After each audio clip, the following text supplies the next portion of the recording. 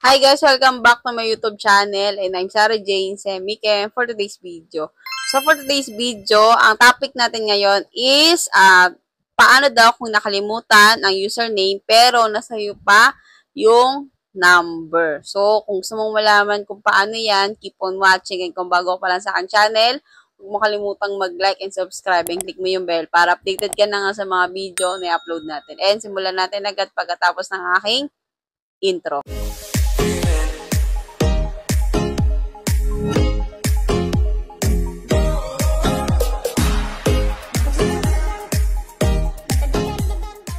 So, kung nakalimutan mo ang username pero hawak mo pa ang number na nakalink sa account, madali pa itong ma-recover. Ito ang step. So, pumunta sa login page ng Facebook, i-click ang forget password o nakalimutan ng password. So, tayo dito sa ating Facebook login. So, sabi doon, forget password. Ayan, so, kung alam mo pa yung number, so, lagi ko lang yung alam kong number, then search. Ayan, so ito yung mga account ko na nakakonect yung number ko. For example, ito na lang, re-recover ko yan. This is my account.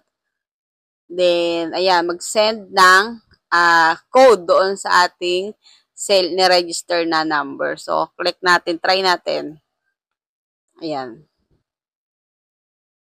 So, ayan, mag-send ng code doon sa number na naka-register dyan nga sa ating sa ating cellphone number. So, tignan lang natin dito. Ayan, may nag-text na sa akin dito kasi hindi ko rin ma-screen record kasi nga gamit yung cellphone.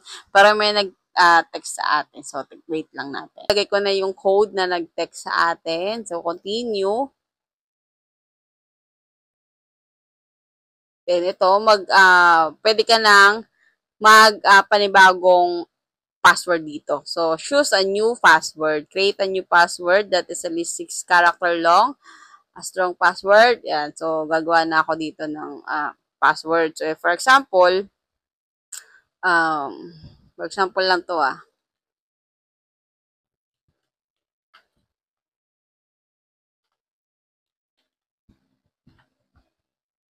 So, continue.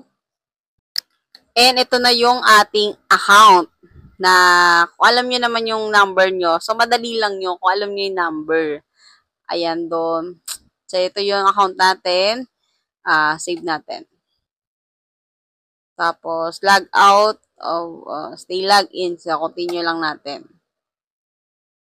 And ito na yung account na na-recover na natin. Ayan. Ito na yung account ko. Yan. So, hindi ko rin ito ma-open na. Then, ay kasi nga, hindi ko naman na itatry. Ngayon ko lang na itry kasi nga may nagtanong sa ating Facebook. So, gusto ko lang itry. So, yun. Na-open na natin yung ating account. Ayan. Ito na yun, guys. Yung account ko na hindi ko na ma-recover. Ayan. So, ganun lang naman kadali kung paano ka magre-recover kapag alam mo pa rin naman yung number mo. Madali lang yun ma-recover. So, ayun nga, napakadali lang gawin, 'di ba? Basta alam niyo yung number na naka-register doon sa account nyo.